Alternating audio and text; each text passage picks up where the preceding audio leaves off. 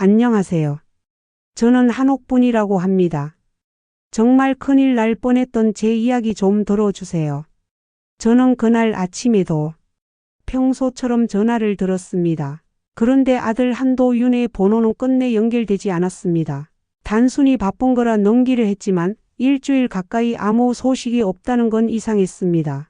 불길한 예감은 마음속에 검은 그림자처럼 퍼져갔습니다. 결국 직접 발걸음을 옮겼습니다. 낯선 기운이 감도는 서미정의 집 앞에서 초인종을 눌렀을 때 문이 열리며 나온 얼굴은 싸늘하게 말했습니다. 누구시죠? 처음 뵙는데요. 그 한마디는 제 세상을 송두리째 흔드는 벼락 같았습니다. 저는 그 자리에 얼어붙은 듯 서 있었습니다. 분명 제 아들 한도윤이 살던 집인데 안 사돈 서미정은 모른 척하며 제 존재 자체를 지워버렸습니다. 순간 심장이 쿵 내려앉고 머릿속이 하얘졌습니다. 장난하지 마세요. 저는 이 집 주인의 어머니입니다. 제 아들이 여기 살고 있다고요. 하지만 그녀는 입꼬리를 비틀며 싸늘하게 대꾸했습니다. 아드님이요? 그런 분은 여기 안 계세요. 돌아가시죠. 그녀의 태도는 단순한 무례가 아니었습니다. 마치 제가 미친 노파라도 된 듯 존재 자체를 부정하려는 듯한 눈빛이었죠. 그 순간 등골이 오싹했습니다. 뭔가 끔찍한 일이 벌어졌음을 본능적으로 알 수 있었습니다. 저는 대문을 두드리며 목이 터져라 외쳤습니다. 도윤아, 엄마야, 제발 대답해. 그러나 안에서는 인기척조차 들리지 않았습니다. 대신 창문 커튼이 살짝 흔들리는 것을 눈이 포착했습니다. 누군가 분명 안에서 지켜보고 있었습니다. 분노가 피처럼 끓어올랐습니다. 평생을 다 바쳐 키운 아들을 이렇게 모른 척하며 감추려 하다니 절대 용납할 수 없었습니다. 이대로 물러서면 영영 아들을 잃을 것 같았습니다. 손이 떨려도 멈출 수 없었습니다. 저는 결국 휴대폰을 꺼내 들고 경찰에 전화를 걸었습니다. 제 아들이 사라졌습니다. 그리고 이 집 사람들이 무언가 숨기고 있어요. 지금 빨리 와 주셔야 합니다. 제 목소리는 절박했고 떨렸습니다. 서미정의 얼굴이 순간 일그러졌습니다. 하지만 곧 태연하게 웃으며 말했습니다. 경찰을 부른다 해도 소용없을 거예요. 당신 아들은 이미 여기 없는걸요. 그 말은 제 귀를 찢고 심장을 조여왔습니다. 이미 없다니. 그렇다면 내 아들은 지금 어디에 있는가? 저는 치를 떨며 결심했습니다. 진실을 파헤치지 않고서는 이 문 앞에서 단 한 발자국도 물러서지 않겠다고. 경찰차 사이렌 소리가 멀리서 들려오자 서미정의 얼굴은 잠시 굳더니 이내 여유로운 미소로 바뀌었습니다. 마치 이미 모든 상황을 계산해 둔 사람처럼 말이죠. 얼마 지나지 않아 2명의 경찰이 도착했습니다. 그들은 상황을 묻기도 전에 서미정에게 먼저 다가갔습니다. 저 여자가요? 밤마다 와서 난동을 부립니다. 우리 가족을 괴롭히고 있어요. 그녀는 눈물까지 글썽이며 억울한 피해자인 척 연기했습니다. 저는 피가 거꾸로 솟는 기분이었습니다. 아닙니다. 제 아들 한도윤이 이 집에 살고 있었습니다. 그런데 갑자기 연락이 끊겼고 지금까지도 종적을 알 수 없습니다. 이 사람들이 분명 뭔가를 숨기고 있어요. 저는 애타게 외쳤지만 경찰은 서로 눈빛을 주고받더니 시큰둥한 목소리로 말했습니다. 어머님, 아드님이 성인이시면 스스로 집을 나갔을 수도 있습니다. 부부 문제일 수도 있고요. 저희가 함부로 개입하기 어렵습니다. 그 순간 저는 절망에 휩싸였습니다. 권력이란 이름 아래 진실은 너무나도 쉽게 묻혀버리는구나 싶었죠. 하지만 포기할 수는 없었습니다. 제 아들이 어디선가 고통받고 있다는 직감이 전신을 관통했습니다. 저는 경찰 앞에서 목소리를 낮췄습니다. 좋습니다. 그렇다면 이 집을 수색하게 해주세요. 아들의 물건 하나만이라도 확인하고 싶습니다. 하지만 서미정은 비웃으며 말했습니다. 수색? 웃기는 소리 마세요. 여긴 제 딸 부부의 집이에요. 당신이 무슨 권리로 남의 집을 뒤집겠다는 겁니까? 그 순간 경찰이 제 쪽을 향해 냉담하게 말했습니다. 어머님, 더 이상 소란 피우시면 주거 침입으로 체포될 수 있습니다. 제 심장이 무너져 내렸습니다. 범죄자는 저들이건만 범죄자로 몰리는 건 저였습니다. 저는 이를 악물고 경찰차의 붉은 불빛 속에서 다짐했습니다. 이 세상 그 누구도 내 편이 되어주지 않는다면 직접 나서야 한다고. 내 아들을 되찾기 위해서라면 지옥이라도 끝까지 쫓아 들어가겠다고. 집으로 돌아오는 길 운전대 위 제 손은 부들부들 떨리고 있었습니다. 경찰도 법도 심지어 상식조차 제 편이 아니었습니다. 하지만 어미의 직감은 흔들리지 않았습니다. 제 아들 한도윤은 분명 무언가에 휘말려 있었고 그 진실을 숨기려는 자들이 바로 제 눈앞의 사람들이었습니다.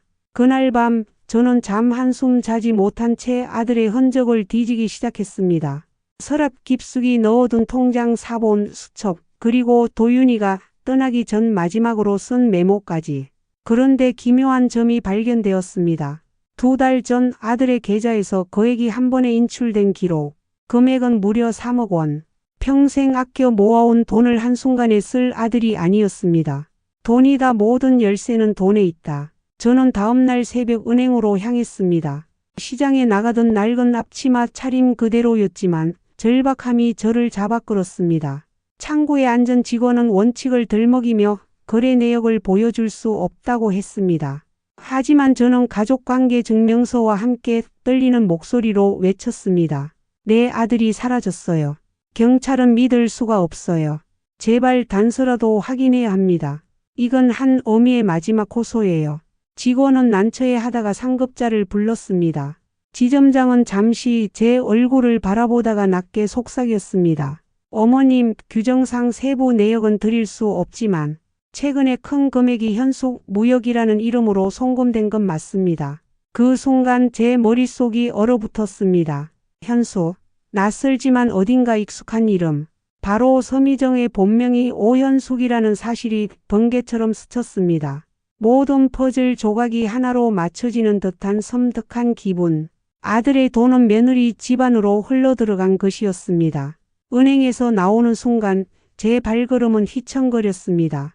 차가운 바람이 얼굴을 스쳤지만 제 안에서는 더 뜨거운 불길이 타올랐습니다. 모든 게 분명했습니다. 아들의 돈을 빨아먹은 건 바로 며느리 집안이었습니다. 그러나 그들이 왜 아들을 사라지게 만들었는지, 어떻게 이토록 철저히 흔적을 지워냈는지는 여전히 미궁이었습니다. 저는 곧장 아들의 가장 친한 친구에게 전화를 걸었습니다.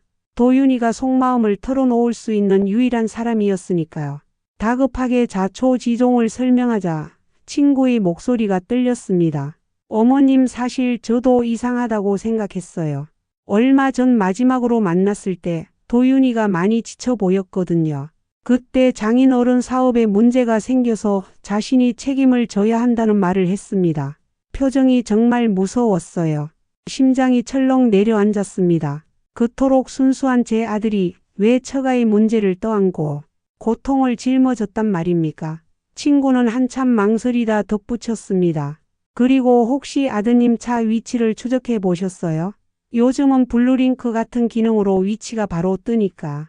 그 순간 머리를 망치로 얻어맞은 듯 했습니다.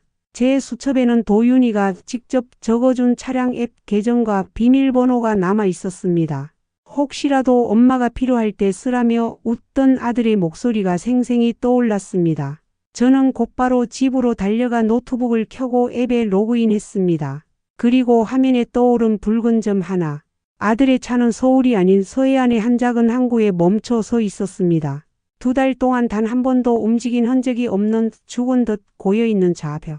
온몸에 소름이 돋았습니다. 아들이 마지막으로 사라진 곳이 바로 거기라는 뜻이었습니다. 저는 벌써 결정하고 있었습니다. 내일 그 항구로 직접 가야만 한다는 것을. 경찰 따위 믿지 않고 누구도 의지하지 않고 오직 제 두 눈으로 확인해야 했습니다. 새벽 공기를 가르며 버스는 서해안 작은 항구에 도착했습니다. 사람들의 발길이 드문 이른 시간이었지만 바닷바람은 이미 비릿한 냄새로 제 옷자락을 적셨습니다. 저는 곧장 휴대폰의 지도 앱을 확인하며 붉은 점을 따라 항구 끝으로 걸어갔습니다. 녹슨 펜스와 오래된 간판이 늘어선 좁은 길 끝, 낡은 주차장 한쪽에 아들의 차가 그대로 서 있었습니다. 차체에는 먼지가 두껍게 앉아 있었고 유리창은 소공기에 흐릿하게 변색되어 있었습니다.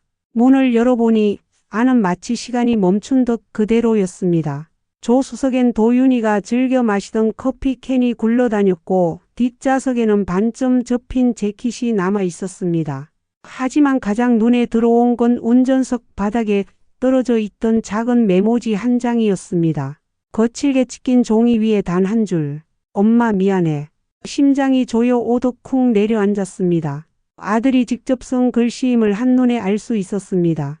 그러나 왜 이런 메모를 남겼을까요? 단순히 집을 떠나겠다는 뜻이었을까요? 아니면 누군가의 강요 아래 쓴 것일까요? 뒤에서 느닷없이 기침 소리가 들렸습니다. 깜짝 놀라 돌아보니 항구 근처에서 낚싯대를 정리하던 노인이 저를 뚫어지게 바라보고 있었습니다. 주름진 얼굴에선 오래 묵은 바닷바람 냄새가 배어 나왔습니다. 저는 떨리는 목소리로 물었습니다. 혹시 이 차 오랫동안 여기 있었습니까? 노인은 담배에 불을 붙이며 천천히 대답했습니다. 그래 2달은 좋게 된 듯하오. 그런데 이상한 건 며칠 전 낯선 남자 둘이 이 차를 한참 들여다보고 갔지. 밤늦게였어. 그때 내 눈엔 분명히 차 안에 누군가 잠깐 앉아있는 것 같았는데 그 말은 제 혈관 속을 얼음처럼 타고 흘렀습니다. 도윤이가 아직 살아있을 수도 있다는 희망과 동시에 이미 무서운 소나기에 붙잡혀 있을지도 모른다는 공포가 한꺼번에 밀려왔습니다. 저는 노인의 손을 꼭 붙잡고 간절히 부탁했습니다. 혹시라도 다시 그들을 보게 된다면 제발 저에게 알려주세요. 제 아들을 꼭 찾아야 합니다. 노인의 눈빛은 묘하게 흔들렸습니다. 바다처럼 깊고 어두운 무엇을 알고 있는 듯 했죠. 노인의 눈빛은 잠시 바다 위에 머물다 제게로 옮겨왔습니다. 그는 담배 연기를 길게 뿜더니 낮게 속삭였습니다. 이 근처 사람들 사이에서 은근히 도는 얘기가 있어. 저기 바다 끝에 있는 양식장 말이오. 겉으론 멀쩡해 보이지만 사실은 별난 일들이 자주 벌어진다고 하더군. 저는 숨을 삼켰습니다. 어떤 일들이요? 노인은 주변을 두리번거리며 목소리를 낮췄습니다. 밤마다 낯선 차량들이 드나들고 그 안에서 누군가 내리고 타는 걸 몇 번 봤지. 그런데 그 사람들 이 마을 사람들은 아니었어. 전부 낯선 얼굴들이었지. 그리고 며칠 전에도 젊은 남자 하나가 그곳으로 끌려가는 걸 봤어. 가슴이 철렁 내려앉았습니다. 그 젊은 남자가 제 아들일 수도 있다는 생각에 숨조차 막혔습니다. 저는 다급히 물었습니다. 그 얼굴을 똑똑히 보셨습니까? 제 아들 한도윤일 수도 있어요. 노인은 잠시 눈을 감았다가 떴습니다. 이름은 모르지만 차가운 바닷바람에 떨며 억지로 끌려가는 모습이 눈에 선하오. 얇은 재킷 차림이었는데 그 재킷 색이 남색이었지. 제 온몸에 소름이 돋았습니다. 집에서 본 아들의 재킷이 바로 남색이었기 때문이었습니다. 저는 무릎이 풀려 바닥에 주저앉을 뻔했습니다. 노인은 제 어깨를 두드리며 힘주어 말했습니다. 아줌마 이건 함부로 나서선 안 돼요. 저 사람들은 보통 인간들이 아니야. 괜히 잘못 건드리면 아줌마까지 위험해질 수 있어. 그러나 저는 이미 결심이 굳어져 있었습니다. 두려움보다도 아들을 반드시 되찾아야 한다는 어미의 본능이 더 강했습니다. 설령 제가 위험해지더라도 상관없습니다. 아들을 두고 물러날 수는 없습니다. 노인은 긴 한숨을 내쉬더니 작은 쪽지를 건네주었습니다. 거기엔 전화번호 하나가 적혀 있었습니다. 혹시라도 무슨 일이 생기면 이 사람을 찾으시오. 양식장에서 일하는 사람이지만 속사정을 잘 아는 듯 하더군. 나도 이름은 몰라. 그냥 기훈이라 불리오. 저는 쪽지를 손에 꼭 쥐었습니다. 차가운 바닷바람이 뺨을 후려쳤지만 제 안에서는 다시 불길이 치솟았습니다. 이제 그 양식장이 제 아들에게 다가가는 유일한 길이라는 사실이 분명해졌습니다. 저는 노인이 건네준 쪽지를 수십 번이나 손바닥에서 굴려보았습니다. 기훈이라는 이름, 그것이 유일한 실마리였습니다. 돌아오는 길, 제 마음은 이미 결론에 도달해 있었습니다. 직접 그 양식장에 발을 들여놓아야 한다는 것. 두려움이 없는 건 아니었지만 아들의 흔적이 거기에 있다는 확신이 제 몸을 움직였습니다. 다음 날 허름한 작업복 차림으로 위장한 채 양식장 근처에 도착했습니다.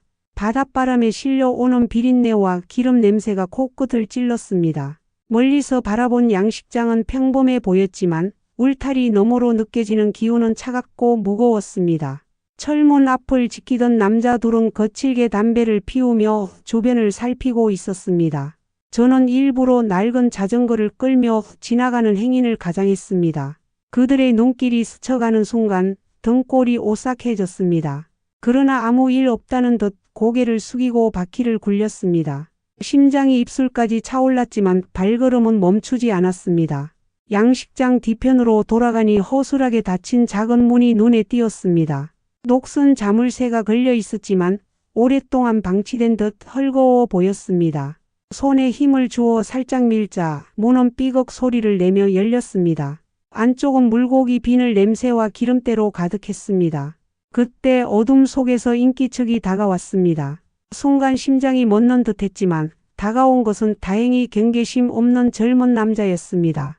그는 허리를 굽혀 바닥에 흘린 물을 대충 닦고 있었는데 노인이 말한 기혼임을 직감할 수 있었습니다. 저는 조심스럽게 다가가 낮게 속삭였습니다. 혹시 기훈 씨 맞습니까? 그는 놀란 눈빛으로 저를 바라보다가 이내 주변을 살피며 손가락을 입술에 가져갔습니다. 여긴 위험합니다. 무슨 일로 절 찾으셨습니까? 저는 손에 쥐고 있던 아들의 사진을 내밀었습니다. 제 아들입니다. 여기서 봤다는 말을 들었습니다. 제발 사실을 알려주세요. 기훈의 눈동자가 순간 흔들렸습니다. 그 안에 잠겨있던 두려움과 연민이 동시에 스쳐갔습니다. 그는 한참 망설이다가 입술을 달싹였습니다. 저도 다 알지는 못합니다. 하지만 분명 이곳에 젊은 남자 하나가 갇혀 있었던 건 사실입니다. 그 말은 제 폐 속 공기를 한순간에 쥐어뜯었습니다. 아들이 이곳에 있었다는 사실이 확인되는 순간 두려움보다 더 큰 괴리가 제 안에서 불타올랐습니다. 기훈의 목소리는 바닷바람에 섞여 더욱 낮게 들렸습니다. 그는 주위를 두리번거리더니 제 팔을 잡아 창고 뒤편 그늘로 이끌었습니다. 거기서야 그는 조금 마음을 놓은 듯 말문을 열었습니다. 아주머니, 여기서 오래 머물면 안 됩니다. 이 양식장은 겉으로 물고기 키우는 곳 같지만 사실은 다른 일들이 벌어집니다. 저는 숨을 죽이고 그의 얼굴을 바라보았습니다. 기훈의 눈빛에는 오래 눌린 공포와 죄책감이 엉켜 있었습니다. 저도 처음엔 몰랐습니다. 그냥 일자리라 생각하고 들어왔지요. 그런데 밤마다 트럭이 들어오고 사람들을 끌어내리는 걸 보면서 알게 됐습니다. 그중엔 젊은 남자도 있었어요. 얇은 재킷 차림에 고개를 푹 숙이고 있었는데 그 모습이 지금도 머릿속을 떠나질 않습니다. 제 심장이 쿵 내려앉았습니다. 혹시 제 아들일까요? 키가 크고 이마에 작은 흉터가 있는 청년입니다. 기훈은 잠시 눈을 감았다가 고개를 끄덕였습니다. 흉터는 정확히 기억나지 않지만 키와 체형은 비슷했습니다. 저는 그 청년이 며칠 동안 이곳 창고에 갇혀 있는 걸 보았습니다. 그리고 어느 날 새벽에 사라졌습니다. 사라졌다는 말에 저는 온몸이 얼어붙었습니다. 사라졌다니 무슨 뜻입니까? 어디로 간 겁니까? 기훈은 고개를 저으며 한숨을 내쉬었습니다. 그걸 제가 알 수 있겠습니까? 다만 트럭이 떠나는 걸 봤습니다. 창고에서 청년을 끌어내 트럭에 태우더군요. 그리고 그 차는 북쪽 도로로 향했습니다. 저는 절망과 분노 사이에서 흔들렸습니다. 분명 제 아들이 여기 있었고 지금은 또 다른 어둠 속으로 옮겨졌다는 사실만 확인했을 뿐이었습니다. 그러나 동시에 확신이 더 굳어졌습니다. 아직 살아있다는 것, 그래서 반드시 되찾을 수 있다는 것. 기훈은 제게 작은 쪽지를 건넸습니다. 여기 번호가 있습니다. 저도 오래 일하진 못할 겁니다. 더 이상 버티기 힘들어요. 혹시라도 무슨 일이 생기면 이 사람에게 연락하세요. 저보다 더 깊이 알고 있는 사람입니다. 저는 쪽지를 꼭 움켜쥐었습니다. 파도 소리가 거세게 부딪혀 왔지만 제 안에서는 오히려 고요한 결심이 자리 잡았습니다. 이제 모든 길은 그 트럭의 행방을 좇는 데 달려 있었습니다. 기훈과 헤어진 뒤 저는 항구를 나서며 쪽지를 손에 꼭 움켜쥐었습니다. 파도가 부서지는 소리 너머로 제 심장은 점점 더 요동쳤습니다. 아들이 여기 있었다는 사실은 이제 부정할 수 없었습니다. 하지만 그를 태운 트럭이 어디로 향했는지 그 길만 알 수 있다면 어둠 속 실마리를 붙잡을 수 있을 터였습니다. 집에 돌아오자마자 저는 노트북을 켜고 지도를 펼쳤습니다. 항구에서 북쪽으로 이어지는 도로는 두 갈래였습니다. 하나는 시내로 들어가는 국도, 다른 하나는 산길을 돌아 외땅 공장지대로 이어지는 도로였습니다. 저는 직감적으로 공장지대 쪽을 의심했습니다. 누군가를 감추려 한다면 사람 많은 시내 대신 외진 곳으로 향했을 게 분명했으니까요. 저는 작은 가방에 필수품 몇 가지를 챙겼습니다. 손전등, 메모장, 그리고 아들이 남긴 낡은 재킷. 그 재킷을 품에 안으니 눈물이 왈칵 쏟아졌지만 곧 이를 악물었습니다. 감정에 휘둘릴 시간이 아니었습니다. 다음 날 저는 허름한 공장 근처로 향했습니다. 버려진 건물들이 늘어서 있고 낮에도 인적이 드문 곳이었습니다. 그런데 그곳 입구에서 낯익은 차량 하나가 눈에 들어왔습니다. 바로 아들의 차와 같은 색, 같은 모델의 트럭이었습니다. 차체 옆면에는 현숙 무역이라는 희미한 스티커가 붙어 있었습니다. 제 손끝이 얼어붙는 듯 했습니다. 멀리서 지켜보던 제 눈앞에 거칠게 생긴 남자들이 트럭에서 상자를 내리고 있었습니다. 무겁지 않은 듯 그러나 다급하게 옮기는 모습이 이상했습니다. 순간 상자 틈 사이로 송 같은 것이 스쳐 지나간 듯 보였습니다. 저는 숨이 막혀 한 발짝도 움직이지 못했습니다. 확인해야 했습니다. 하지만 무모하게 다가갔다가는 저 역시 붙잡힐 수 있었습니다. 저는 심호흡을 고르며 다시 머릿속으로 다짐했습니다. 이 싸움은 정면 돌파가 아니라 끝까지 버티는 잠입전이어야 한다는 것을. 저는 공장 옆 철조망을 따라 천천히 걸었습니다. 허술하게 연결된 틈 하나가 눈에 들어왔습니다. 그곳으로 몸을 기울이자 녹슨 철조망이 삐걱 소리를 냈지만 다행히 주위를 살피는 사람은 없었습니다. 차가운 땀방울이 이마를 타고 흘러내렸습니다. 저는 마침내 어둠 속으로 몸을 밀어 넣었습니다. 이제는 물러설 수 없는 길, 제 아들을 되찾기 위한 침투가 시작되고 있었습니다. 공장 안으로 발을 들이는 순간 공기는 무겁게 가라앉아 있었습니다. 한쪽 벽에 매달린 희미한 전등이 깜박이며 어두운 공간을 간신히 비추고 있었고 습한 냄새와 함께 철과 기름의 냄새가 뒤섞여 코를 찔렀습니다. 바닥에는 검게 얼룩진 물자국이 여기저기 남아 있었고 구석에는 낡은 우리 같은 철창이 겹겹이 놓여 있었습니다. 저는 숨을 죽이며 천천히 안쪽으로 다가갔습니다. 발걸음을 옮길 때마다 바닥의 새 조각이 바스락거려 심장이 쿵 내려앉았지만 다행히 주위를 감시하는 사람은 보이지 않았습니다. 철창 사이로 스쳐 지나가는 바람이 싸늘했는데 그 안에서 오래 갇혀있던 이들의 흔적이 느껴졌습니다. 꾹 눌러 앉은 이불 더미, 급하게 버려진 종이컵, 벽에 긁힌 듯 새겨진 낯선 글씨들. 그 하나하나가 절망의 기록처럼 보였습니다. 특히 한 철창 앞에서 제 발걸음이 멈췄습니다. 철창 안쪽 벽에는 살고 싶다라는 글자가 흐릿하게 적혀 있었는데 필체가 낯설지 않았습니다. 순간 온몸이 전율했습니다. 그건 분명 제 아들 도윤이의 글씨체였습니다. 저는 무릎이 풀려 바닥에 털썩 주저앉았습니다. 떨리는 손끝으로 그 글씨를 더듬으며 눈물이 쏟아졌습니다. 그는 이곳에 갇혀 있었고 살아남기 위해 마지막 힘을 다해 흔적을 남긴 것이었습니다. 그러나 울음에 잠길 시간이 아니었습니다. 곧장 주변을 살펴보니 철창 안에는 최근까지 사람이 있었던 듯 이불이 아직 따뜻하게 남아 있었습니다. 손바닥으로 느껴지는 미묘한 온기는 아들이 이곳을 떠난 지 오래되지 않았음을 말해주고 있었습니다. 그때 공장 안쪽에서 새소리가 크게 울렸습니다. 누군가 다가오고 있었습니다. 저는 황급히 철창 뒤쪽 그림자 속으로 몸을 숨겼습니다. 심장이 기밑에서 요동쳤습니다. 곧 나타난 것은 험상궂은 사내 두 명이었고 그들이 나누는 짧은 대화가 제 귀에 또렷이 들어왔습니다. 내일 새벽에 차가 또 뜬다지? 그래. 이번엔 북쪽 항구까지 간다더라. 이번 물건도 잘 처리해야지. 그들의 웃음소리는 날카로운 칼날처럼 제 가슴을 베었습니다. 아들이 아직 어딘가에 있다는 증거와 동시에 시간이 얼마 남지 않았다는 경고이기도 했습니다. 저는 이 손으로 반드시 아들을 찾아내겠다고 다시 한번 굳게 결심했습니다. 사내들이 사라진 뒤 공장은 다시 정막에 잠겼습니다. 그러나 제 심장은 여전히 요동치고 있었습니다. 내일 새벽 북쪽 항구. 그 말은 제 아들이 아직 살아있으며 또 다른 이동이 예정되어 있다는 뜻이었습니다. 한순간도 허비할 수 없었습니다. 저는 조심스럽게 어두운 복도를 따라 더 깊은 곳으로 발을 옮겼습니다.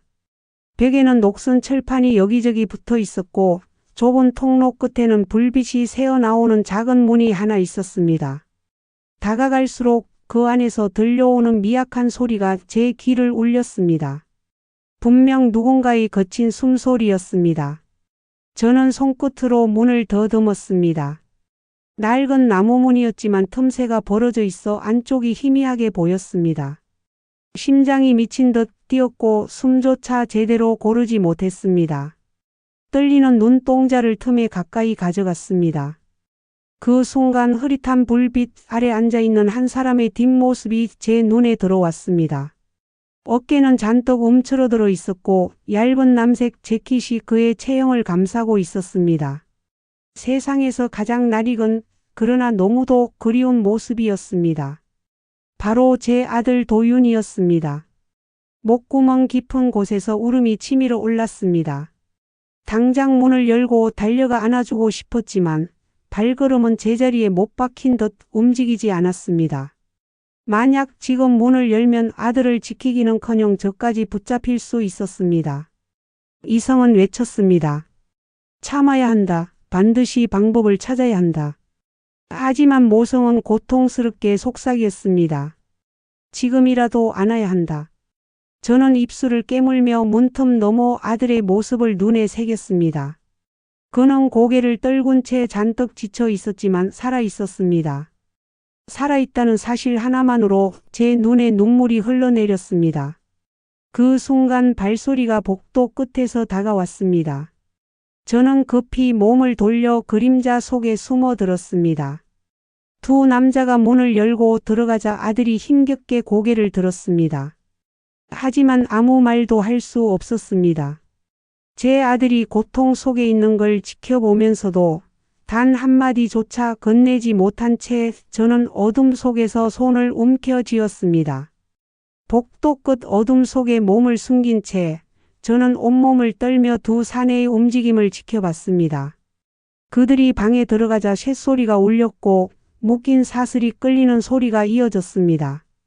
저는 손등을 입에 대고 흐느낌을 삼켰습니다. 감히 다가가지 못하는 대신 남은 힘을 다해 머릿속에 그 장면을 새겨 넣었습니다. 그러나 단순한 목격만으로는 아무 의미가 없었습니다. 제 아들이 여기 있다는 사실을 증명할 방법이 필요했습니다. 그렇지 않으면 경찰도 그 누구도 믿지 않을 테니까요.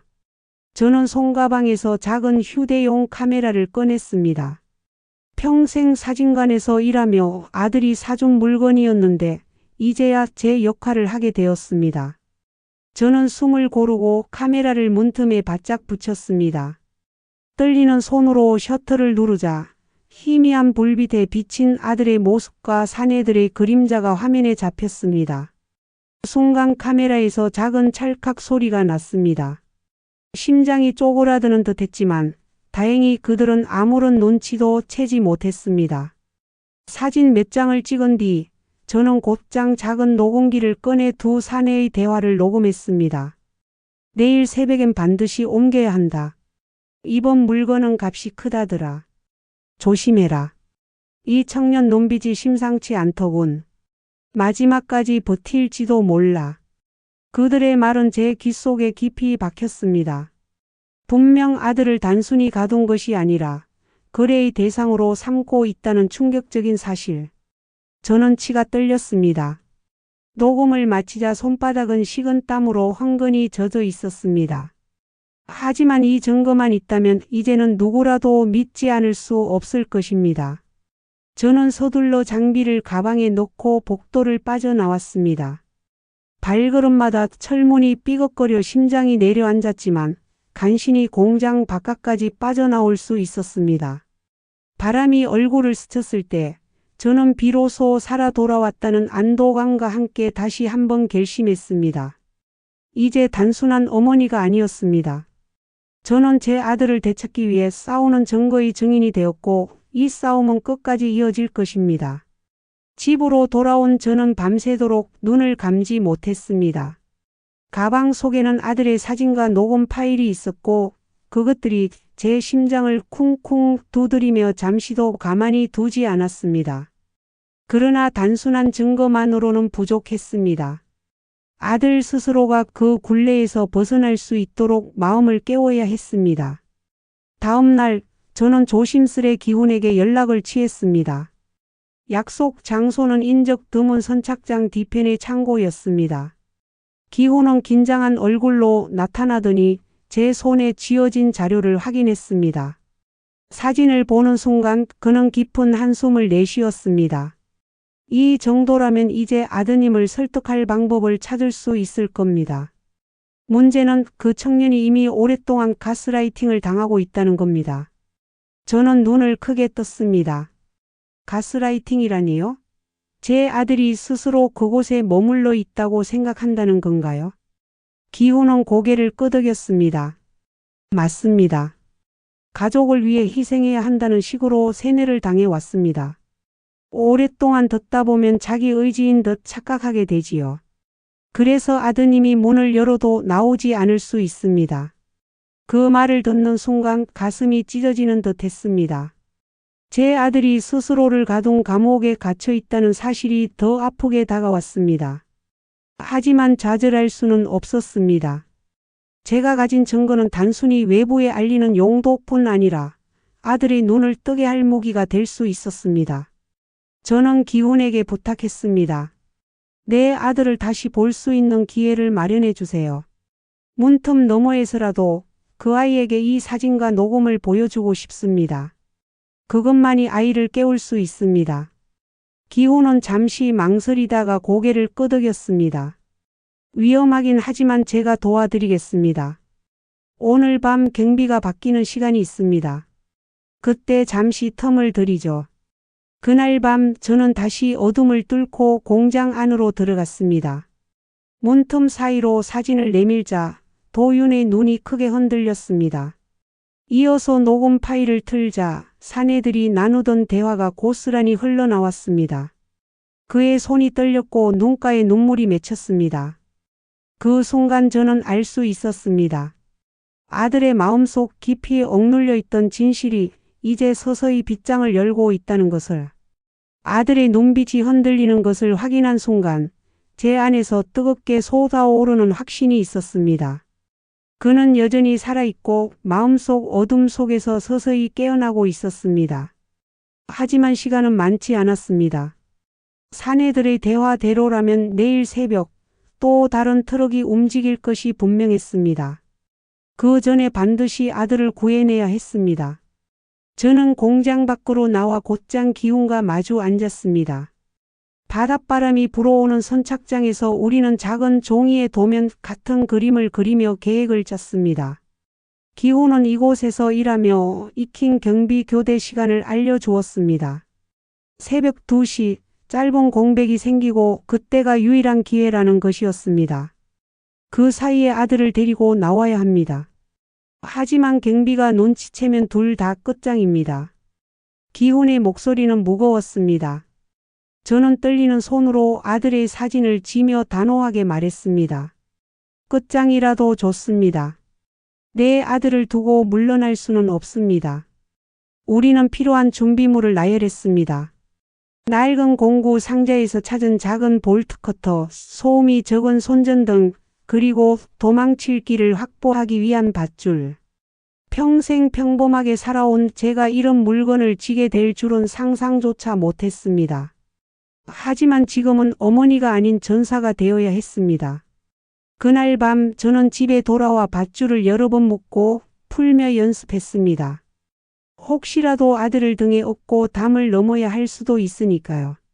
손끝이 쓸리고 어깨가 뻐근해졌지만 멈추지 않았습니다. 아들을 위해서라면 이보다 더한 고통도 감당할 수 있었습니다. 새벽이 다가오자 심장은 점점 빨리 뛰었습니다.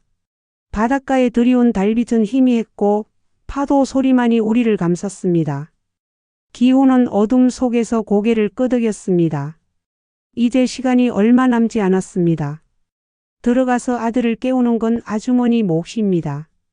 저는 깊게 숨을 들이마셨습니다. 온몸이 떨렸지만 두려움보다 강한 결의가 제 발걸음을 지탱했습니다. 이제는 단순한 어머니의 호소가 아니라 아들을 구하기 위한 마지막 전투의 시작이었습니다. 새벽 2시 바다는 정막에 잠겨 있었습니다. 기운과 저는 그림자처럼 공장 담장에 바짝 붙었습니다. 바람이 세차게 불어 담쟁이 잎사귀가 흔들릴 때마다 그 소리를 틈삼아 발걸음을 옮겼습니다. 경비가 막 교대하는 시각, 그 짧은 틈이 우리에게 허락된 전부였습니다. 기훈이 작은 철문을 열어주었고 저는 몸을 낮춰 창고 쪽으로 달렸습니다. 어둠 속에서 아들의 방이 가까워질수록 심장은 터질 듯 뛰었습니다. 문틈으로 불빛이 새어나오고 있었습니다. 저는 손전등을 켜지 않은 채 조용히 문을 밀었습니다. 낡은 경첩이 삐걱 소리를 내며 열렸고 안쪽에는 여전히 쇠사슬에 묶인 도윤이의 모습이 있었습니다. 도윤아 목소리가 떨려 나오자 아들이 눈을 크게 떴습니다. 처음엔 환영이라도 보는 듯 멍하니 저를 바라보다가 곧 눈가에 눈물이 맺혔습니다. 엄마 그 한마디는 제 영혼을 찌르듯 파고들었습니다. 저는 서둘러 쇠사슬을 풀기 위해 볼트 커터를 꺼냈습니다. 손에 힘을 주자 딱딱 끊어지는 소리가 어둠을 갈랐습니다. 그 순간 멀리서 경보음 같은 소리가 들려왔습니다. 경비 중 한 명이 교대를 마치고 돌아온 것이었습니다. 기훈이 다급히 손짓하며 외쳤습니다. 서둘러야 합니다. 아들을 부축해 일으킨 뒤 우리는 좁은 복도를 달렸습니다. 심장이 미친 듯 뛰고 발소리는 어둠 속에 메아리쳤습니다. 뒤에서 거친 고함과 발걸음 소리가 쫓아오기 시작했습니다. 쇠파이프를 든 그림자들이 하나둘 나타나며 우리를 막아섰습니다.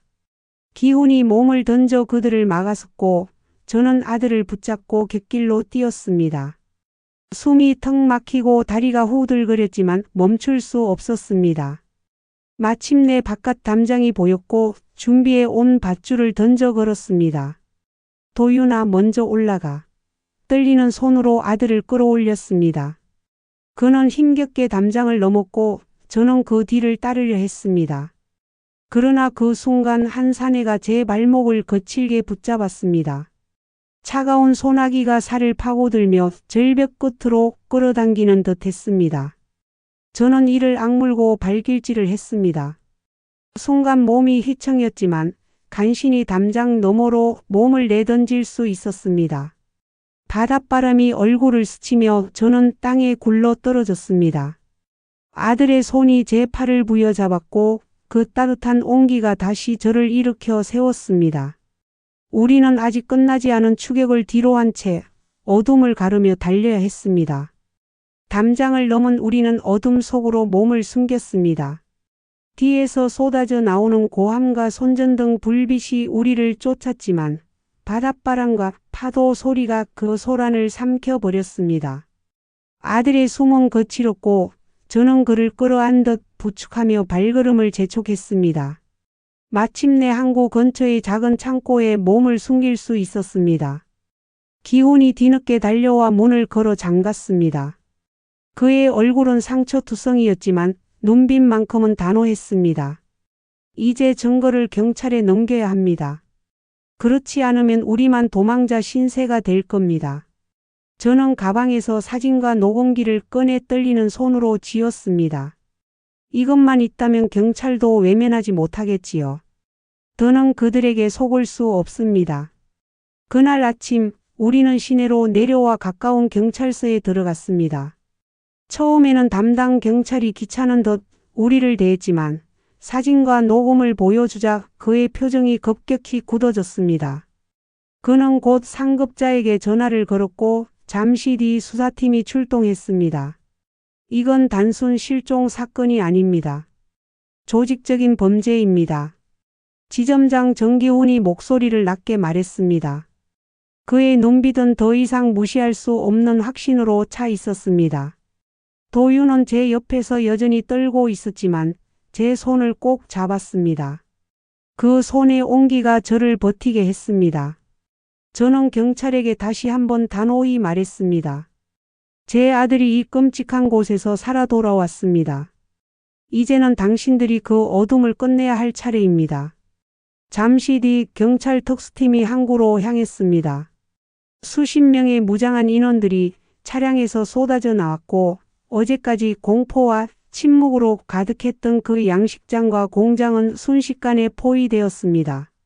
저는 멀리서 그 장면을 지켜보았습니다. 사이렌 소리, 확성기 명령, 그리고 무너져 내리는 범인들의 발걸음.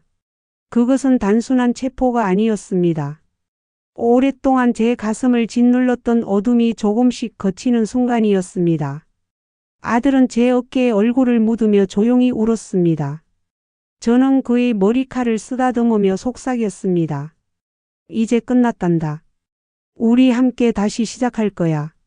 모든 것이 정리된 뒤 우리는 시내의 큰 병원으로 옮겨졌습니다. 아들은 긴급 진료실로 들어갔고 저는 유리문 밖에서 발만 동동 구르며 기다렸습니다. 흰 가운을 입은 의사들이 분주하게 오가며 아들의 몸을 살폈습니다. 시간은 더디게 흐르고 제 가슴은 내내 바늘로 찌르는 듯 아려왔습니다. 몇 시간이 지난 후 담당 의사가 조심스럽게 다가왔습니다. 생명에는 지장이 없습니다. 다만 영양실조와 심리적 충격이 크니 장기간 회복이 필요합니다. 그 말을 듣는 순간 눈물이 터져 나왔습니다. 아들이 살아있다는 사실 하나만으로도 모든 고통을 견딜 수 있었습니다. 치료실 안에서 아들의 손을 잡았을 때 그는 여전히 눈을 제대로 마주치지 못했습니다. 하지만 제 손을 놓지 않았습니다. 그 온기 속에서 저는 느낄 수 있었습니다. 아직 상처투성이지만 아들은 돌아오고 있다는 것을. 며칠 동안 병실은 조용했습니다. 아들은 말이 거의 없었고 밤마다 악몽에 시달리며 땀에 젖어 깨어나곤 했습니다. 저는 그 옆에서 밤새 이마를 닦아주고 손을 꼭 잡아주었습니다. 그 시간이 길고 지루했지만 제겐 무엇보다도 소중한 시간이었습니다. 어느 날 아침 아들이 작은 목소리로 말했습니다. 엄마, 나 다시 웃을 수 있을까? 저는 눈물이 핑 돌았지만 미소를 지으며 대답했습니다. 그럼 당연하지. 너는 이미 잘 버텨줬잖아. 이제는 웃을 날만 남았단다. 그 말에 아들의 눈가에 미세한 미소가 스쳤습니다. 그것은 아직 불안정하고 약했지만 분명 희망의 징표였습니다. 병원 창밖으로 햇살이 쏟아지던 그날 저는 깨달았습니다. 아들의 상처는 단지 몸에만 있는 것이 아니라 마음 깊은 곳에도 있다는 것을.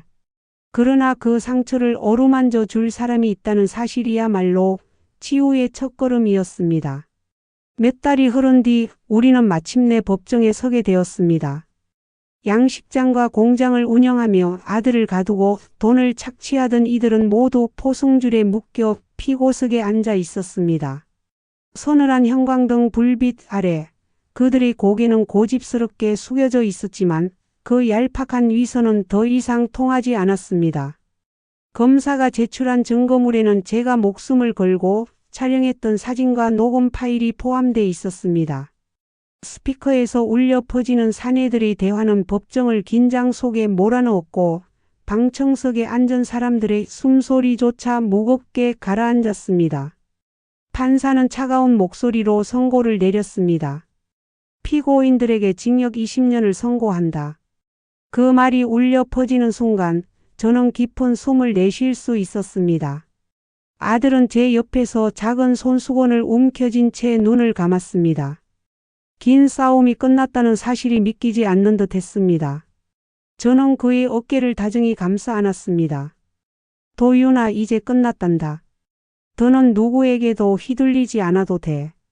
법정 밖을 나오자 따뜻한 햇살이 얼굴을 감쌌습니다. 사람들은 우리의 용기를 칭찬했지만 저는 고개를 저었습니다. 저는 단지 어머니로서 당연한 일을 했을 뿐이었습니다. 진정한 용기는 마지막까지 버텨준 제 아들에게 있었으니까요. 그날 저녁 우리는 오랜만에 집 식탁에 마주 앉았습니다. 따끈한 국물이 김을 피워 올렸고 밥상 위에는 소박한 반찬이 놓여 있었습니다. 아들은 수저를 들기 전 한참 동안 제 얼굴을 바라보다가 말했습니다. 엄마, 이게 진짜 행복인가 봐. 저는 고개를 끄덕이며 미소를 지었습니다. 긴 고통의 시간 끝에 되찾은 일상은 그 무엇보다 값졌습니다. 법정의 단죄는 정의를 세웠지만 진정한 회복은 이렇게 밥 한 끼를 함께 나누는 순간에 있었습니다. 모든 소란이 가라앉고 계절은 천천히 바뀌었습니다. 아들의 건강은 조금씩 회복되었고 우리 집은 다시 예전의 따뜻한 일상을 되찾아갔습니다. 아침마다 작은 밥상을 마주 앉아 나누는 시간이 얼마나 소중한지 저는 그제야 깨달을 수 있었습니다.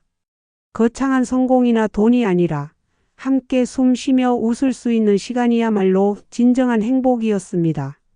저는 어느 날 마당에서 김이 모락모락 나는 된장국을 끓이며 아들에게 말했습니다.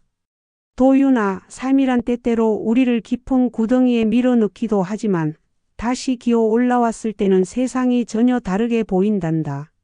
아들은 고개를 끄덕이며 조용히 미소를 지었습니다.